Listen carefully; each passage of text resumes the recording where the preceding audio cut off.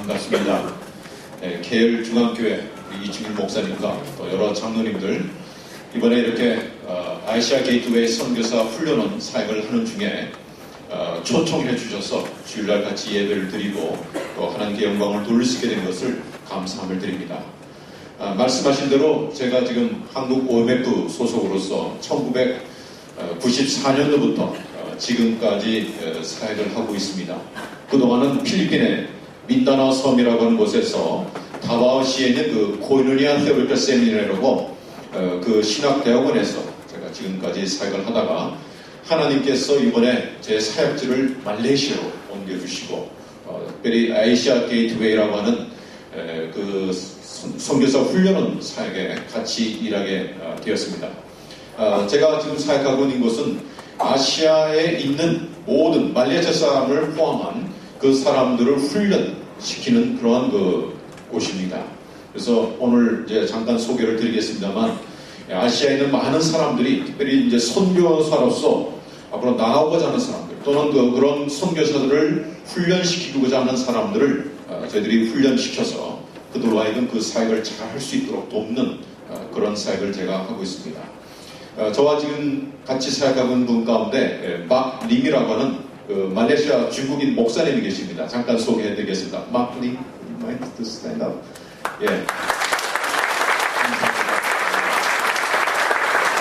그 아시아 게이트웨이의 그 훈련원 그 디렉터로서 사역을 하고 저와 같이 동력하시는 분이십니다. 이제 이 지금 아시아 게이트웨이는 여기 그 로고에도 있는 것처럼 7개의 단체들이 함께 협력해서 세운 선교사 훈련 단체입니다. 교단적으로는 말레이시아의 그 감리교 그리고 성공회가 같이 조율을 했고요. 선교단체는 인터설, OMF, 그다음에 OM 이와 같은 그 선교단체들이 같이 협력을 해서 이 선교사 훈련원을 세웠습니다. 이번에 지금 훈련받고 있는 분들은 3주간 동안 집중 리더십 훈련을 받고 계시는 분들입니다. 여기 보면 피터 목사님, 이따가 강좌하실 우리 몽고에서 오신 분이시고요. 그 다음에 수님, 그 다음에 여러 가지 그 그림에 있는 것처럼 파키스탄과 인도, 그리고 홍콩, 그리고 우리 한국에서도 한 분의 목사님이 이렇게 오셔서 같이 훈련을 받고 계십니다. 예. 이와 같이 그들이 훈련을 받는 목적은 여기서 훈련을 받으시고 본국에 들어가서 저희와 같은 이런 선교사 훈련 사역을 하고자 하는 그런 계획을 가지고 있습니다. 그래서 아시아 게이트웨이는 장차 한국뿐만 아니라 말레이시아 그리고 파키스탄, 인도, 또 몽골 그리고 필리핀에 이르기까지 이런 그 훈련을 세워서 그들로 하여금 아시아 사람들이 아시아에서 그 복음을 전하고 또 그걸 잘할 수 돕는 그런 사역을 할 수 있기를 저희들이 하고 있습니다. 네. 오늘 그 말씀드리고자 하는 그 메시지는 요한계시록 7장의 내용입니다. 여러분이 이미 읽으셨죠? 이 슬라이드를 좀 바꿔주시죠. 이 7장은 여러분이 요한계시록 하면 뭐가 생각납니까? 예, 심판. 특별히 그 요한계시록의 가장 중심부로 할 수 있는 6장부터 19장까지가 모두 심판에 관련되어 있는 내용들입니다. 그래서 한국 사람들도 그렇고 제가 보니까 많은 사람들이 이 요한계시록을 바르게 이해하지 못하고 요한계시록 하면 무서운 책이다. 너무 심판에 관한 얘기들이 너무 많다. 이러면서 요한계시록을 굉장히 이렇게 공부를 하지 않고 또 듣지를 않는 분들이 많습니다. 제가 필리핀에 사역하면서 살펴보니까 필리핀 목사님도 그런 말을 하시더라고요. 자기는 요한계시록은 계시록 1장부터 3장까지 설교했지 4장 이후로는 자기 한 번도 설교한 적이 없다. 그 필리핀의 유명한 그 지도자 가운데 한 사람이 그런 고백을 하더라고요. 그래서 제가 고민하다가 이번에 그 안신년 때에 요한계시록에 관한 책을 썼습니다. 그래서 저 한 권을 우리 이충일 목사님께 드렸는데요. 그것은 무엇인가 하면 요한계시록 주제별 맥잡기 이렇게 제목을 정해놨어요. 그래서 주제별로 13가지의 내용 속에서 전체 요한계시록에 대한 그 맥락을 잡을 수 있도록 하기 위한 그런 책입니다. 앞으로 기회가 주어지면 그런 것들을 강의하고 또 나눠드렸으면 좋겠다 생각이 합니다. 이번에 한국에 말레이시아 들어오기 전에 한국에서 그 토치 횃불 신학대학원에서 한 강좌를 요한계시록을 강의를 제가 하고 이번에 왔습니다. 오늘 이 요한계시록 7장 내용은 전체적인 그 배경 가운데서 특별히 6장의 내용을 그 다음에 나오는 부분입니다. 그래서 그 7장 1절 말씀 보시면 이 일 후에 그랬죠. 그것은 6장에 그 기록된 사건 이후에 기록된 계시의 내용 또는 환상의 내용이 기록되어 있다 하는 것입니다. 근데 이 내용은 배경적으로 우리가 기억할 것을 보신다면 6장은 뭐에 대한 기록이 되어 있냐면 모두 그 인심판에 관한 내용이 기록되어 있습니다. 특별히 첫 번째 인봉심판부터 여섯 번째 인봉심판에 이르기까지 그 심판에 관한 부분이 6장에 기록되어 있습니다. 근데 여섯 번째 인심판은 마지막 심판에 관련된 것이죠. 그러니까 주님이 이 땅에 다시 재림오실 때 모든 세상 사람들, 하나님을 대적하고 그리스도를 대적한 사람들을 심판하게 되실 텐데 그 심판한 결과 사람들이 두려움에 떤 내용이 기록되어 있는 것이죠. 그래서 6장 17절 마지막에 보면 누가 하나님과 어린 양의 진노의 그 심판에 견딜 수 있느냐, 설 수 있느냐 그렇게 외치고 있습니다. 이 7장은 그 7번째 인의 심판에 가기 전에 잠깐 그 삽입 후에 해당되는 부분으로서 우리에게 거기에 대한 답변을 주고 있습니다. 그래서 7장의 내용은 전체적으로 두 부분으로 나눠져 있는데요. 우리가 봉독한 1절부터 8절까지의 내용은 이 땅에 있는 교회가 어떠한 교회인가 하는 그 내용을 우리에게 가르치고 있고 9절 이하의 내용들은 그 땅에 있는 교회가 하늘에 또한 존재하고 있고 그 하늘에 존재하는 교회가 그 흰옷을 입은 그 많은 그 셀 수 없는 무리들이 결국은 하나님의 교회라는 것이죠.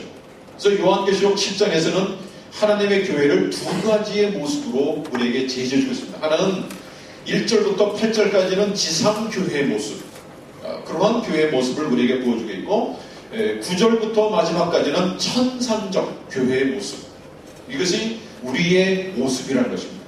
여러분이 요한 성경 전체를 보시고 특별히 요한 신약 성경을 내용을 보시면 하나님의 교회는 이 땅에 존재하지만 동시에 천상에도 존재하고 있는 그런 그 존재로서 우리에게 얘기해주고 있다는 것이죠.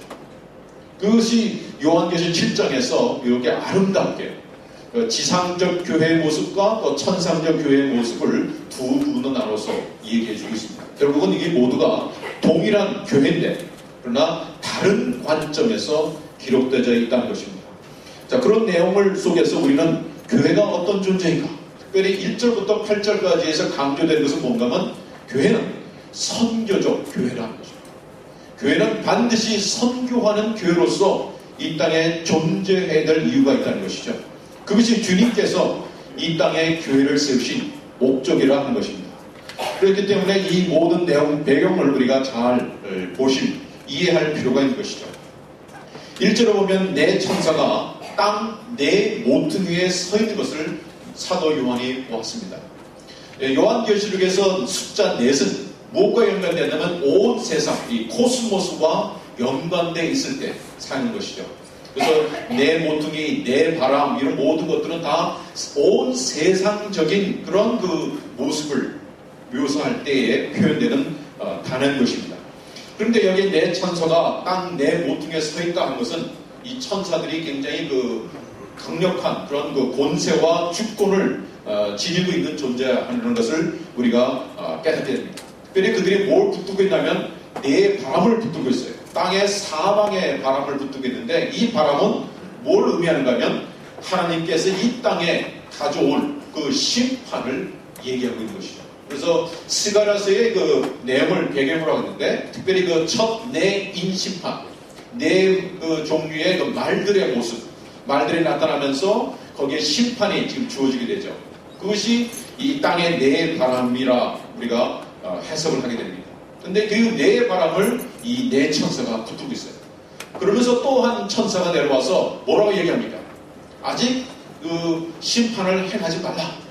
그러면서 땅에 모든 그 있는 그 하나님의 종들의 이마에 내가 인을 칠 때까지는 그 심판을 행하지 말라 이렇게 하는 것이 2절과 3절에 기록되어 있습니다. 결국은 그것이 무엇인가 하면 이 인심판 이 행하기 전에 사실은 인치는 사건이 먼저 있었다 하는 것을 우리에게 가르쳐주고 있습니다. 그렇기 때문에 이 인을 쳤다 하는 것은 굉장히 중요한 것을 가지고 있는 것이죠. 왜냐하면 하나님이 이 땅을 심판하실 때 온 세상을 심판하시기 전에 먼저 행하신 일이 있는데 자기의 백성들을 인을 치셨다는 것입니다. 여기에 우리는 그 선교적 교회의 근거를 발견할 수 있습니다. 가장 첫 번째 이유는 무엇인가 하면 하나님이 자기의 백성들에 대해서 인을 쳤다 하는 것입니다.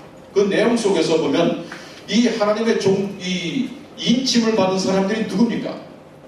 오늘 이 3절 말씀 보면 우리 하나님의 종들이라 이렇게 표현을 해 놓고 있습니다. 그래서 인을 쳤을 때 당시 요한 당시에는 어떤 그 때에 인을 쳤는가 하면 어떤 그 문서를 완전히 보증할 때 우리도 그랬죠. 도장을 찍은 것처럼 그렇게 하고요. 또는 어떤 소유권을 드러낼 때 노예라든지 또 동물이 나이가 섞였을 때 우리도 인을 치지 않습니까? 그 당시에도 그랬어요.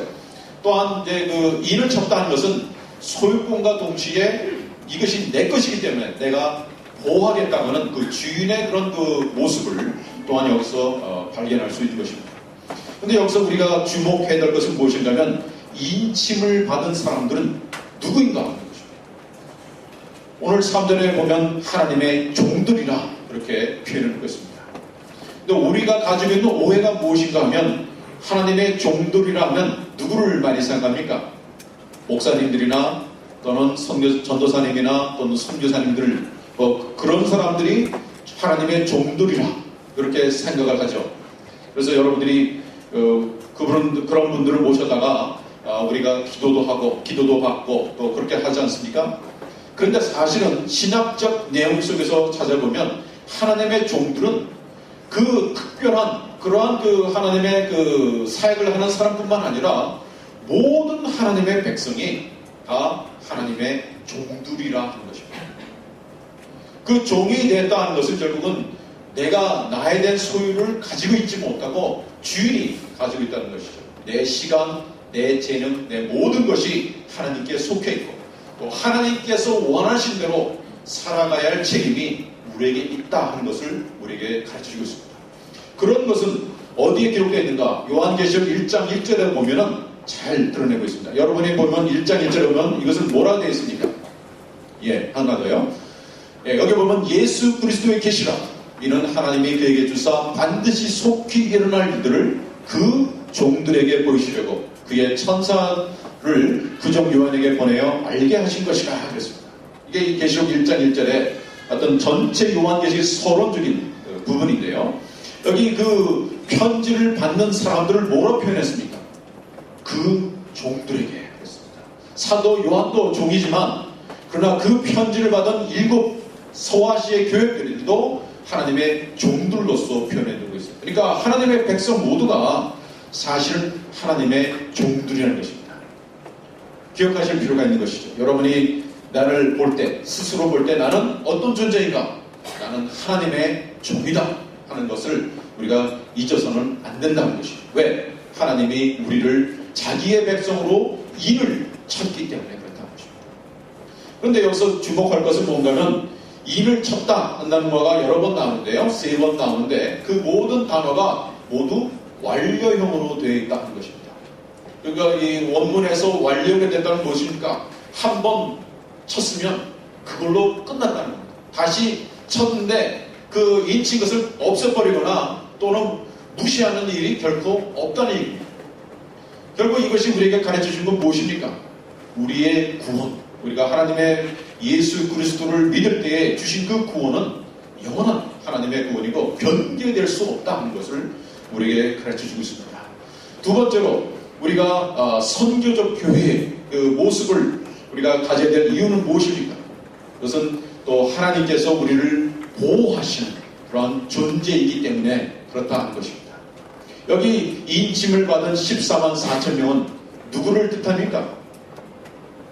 이 14만 4천 명은 사도 요한이 인위적으로 만드는 숫자입니다. 각 지파마다 12,000명씩 되어 있는데요. 그 내용을 보면 구약의 지파 이름과 다릅니다.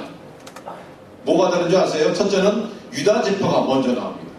구약에 보면 항상 누가 먼저 나옵니까? 장자인 루벤부터 나오죠. 근데 여기는 유다부터 나옵니다. 왜? 예수님께서 이 유다 지파로부터 오셨기 때문에 그 메시아의 그 지파로서의 그 신분을 강조하기 위해서 유다라고 하는 지파를 먼저 들었고요. 두 번째로는 단 지파가 없습니다. 여러분이 내용을 보시면 단 지파가 없어요. 그래서 사람들이 단 지파 없어진 것은 그들이 우상 숭배했기 때문에 사라졌다 이렇게 해석하는 사람이 있습니다. 그건 아닙니다. 또 세 번째로 요셉 지파가 나오고요. 그리고 에브라임 지파가 없습니다. 그러니까 사실 요셉 지파 가운데 두 아들이 있었습니까? 에브라임과 므낫세가 있었는데 므낫세는 있는데 에브라임은 없어요. 그래서 그 내용은 뭘 우리에게 가르쳐 주는가 하면 이것은 하나의 사도 요한이 인위적으로 자기가 목적하는 바를 드러내기 위해서 만들어낸 그런 내용이라는 것이고 그런 구약적 그 이름을 들어서 쓴 것뿐이지 결국은 14만 4천 명이라는 것은 누구를 뜻하는가 하면 모든 하나님의 백성을 상징하는 단어라는 것입니다. 그런데 왜 14만 4천 명이냐? 그것은 구약의 12지파 곱하기 신학의 12사도를 한 모든 구약 신학 성도 곱한 숫자가 144가 나오죠. 그리고 완전 수인 열을 세 가지라는 천이라는 단어를 더해서 만들어낸 숫자가 14만 4천 명이라는 거예요.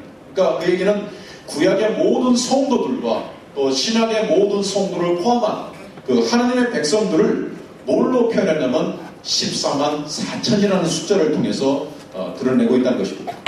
왜 이런 숫자를 정확하게 드러냈는가 하면은 그 이유는 14만 4천 명은 하나님의 그 백성으로서 하나님의 모두 아신 바가 되고 세신 바가 됐다는 것입니다. 그리고 그것이 언제 이루어졌는가? 이미 창세전에 우리가 이 땅에 태어나기 이전에 하나님이 우리를 예정하시고 우리를 이미 인치셨다 하는 것입니다. 바로 그것이 가지고 있는 의미인 것이죠. 그런데 그들이 왜 모든 신구약 성도들을 포함한 사람들인가? 여기 계시록 14장 1절부터 4장의 내용을 보면은 이 사람들이 유대인만이 아니라는 것입니다. 왜요? 3절 말씀 보세요. 거기에 보면 땅에서 속량함을 받은 14만 4천명 됐습니다.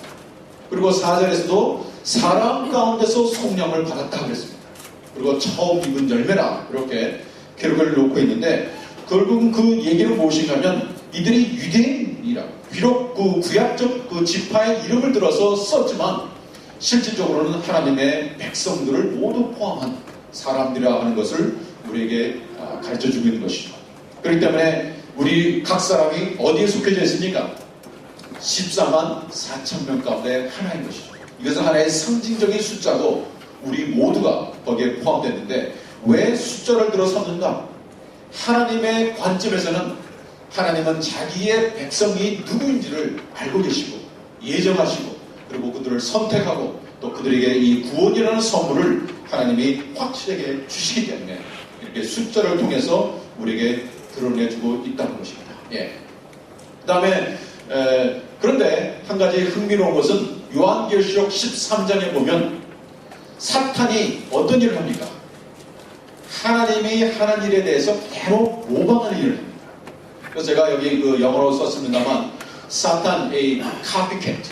그러니까 사탄은 하나님이 하는 것을 모방하는 사람이라는 것이죠.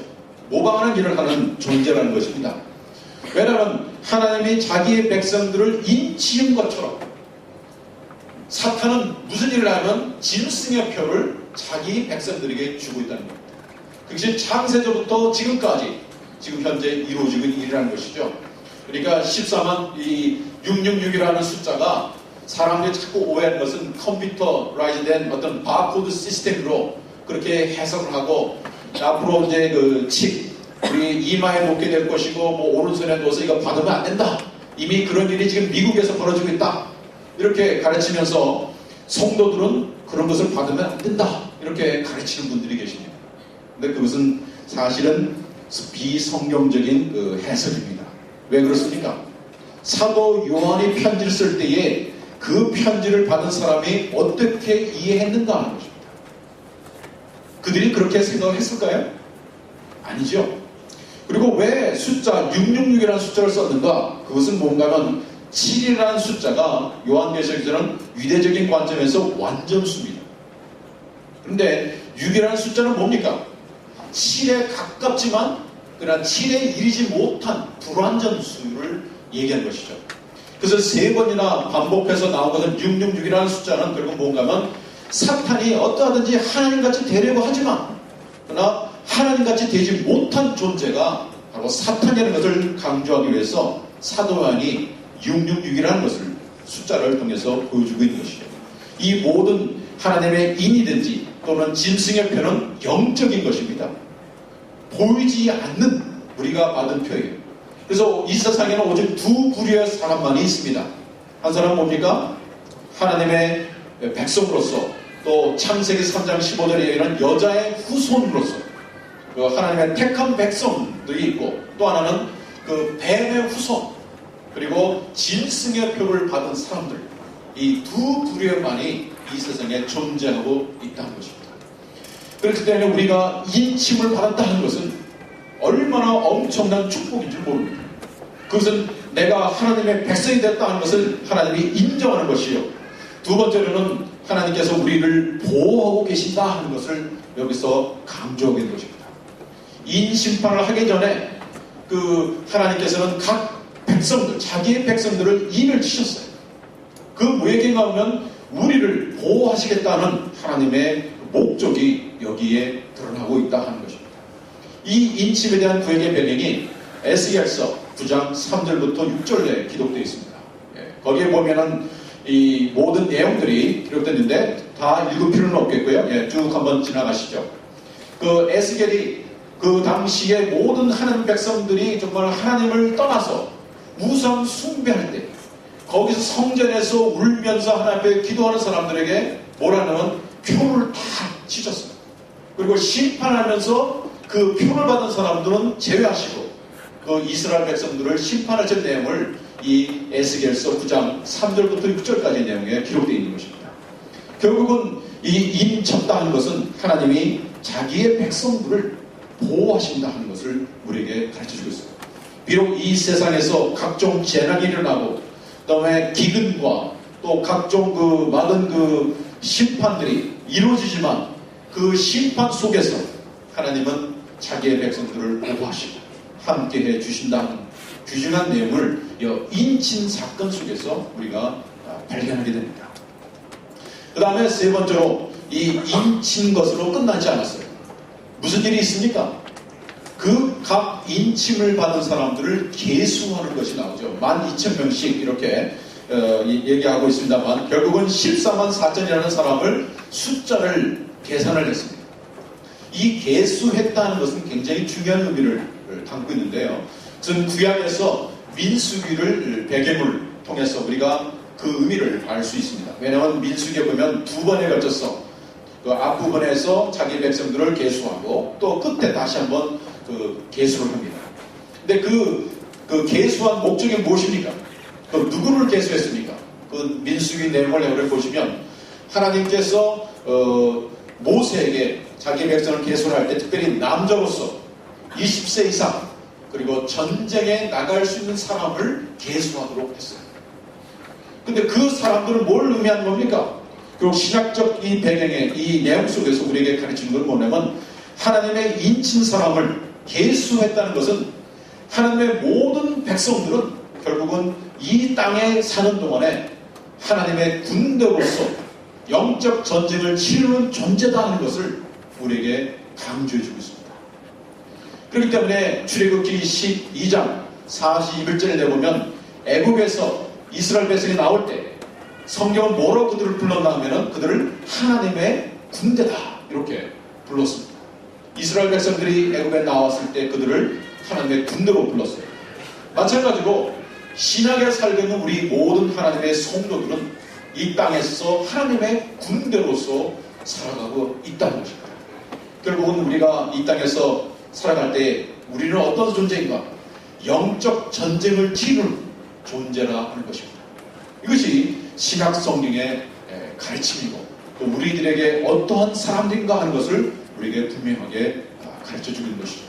그러므로 그 다음 우리에게 주는 도전이 무엇입니까? 이 모든 내용 속에서 가장 먼저 우리에게 주는 큰 감사 제목이 있는데 그것은 우리에게 인침으로써 우리의 구원을 확실하게 주신 그 하나님의 은혜에 대해서 우리가 감사를 드릴 필요가 있습니다. 우리가 창세전에 이미 우리를 예정하시고 우리 각 사람을 인친 그 사건을 통해서 우리의 구원이 너무나 확실하게 졌다는 것이죠.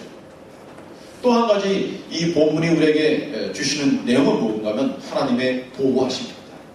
세상 속에서 각종 많은 그 재난이 있고 많은 그 변화가 있지만 그러나 우리의 구원은 결코 잃어버리지 아니하는 구원인 것이죠. 인침은 결국은 변개될 수 없는 일입니다. 그럴 때 이런 하나님의 구원과 또 하나님의 보호하심에 대해서 우리는 늘 감사하면서 살아갈 필요가 있는 것이죠. 더 나아가서 우리가 기억할 것은 이 인친 사람들이 계수함을 받았던 내용 속에서 우리가 영적 전쟁에 속해 있고 영적 전쟁을 치러야 할 하나님의 군대라는 것, 하나님의 군이라는 사실을 우리가 잊어서는 안 될 것이라 하는 것입니다.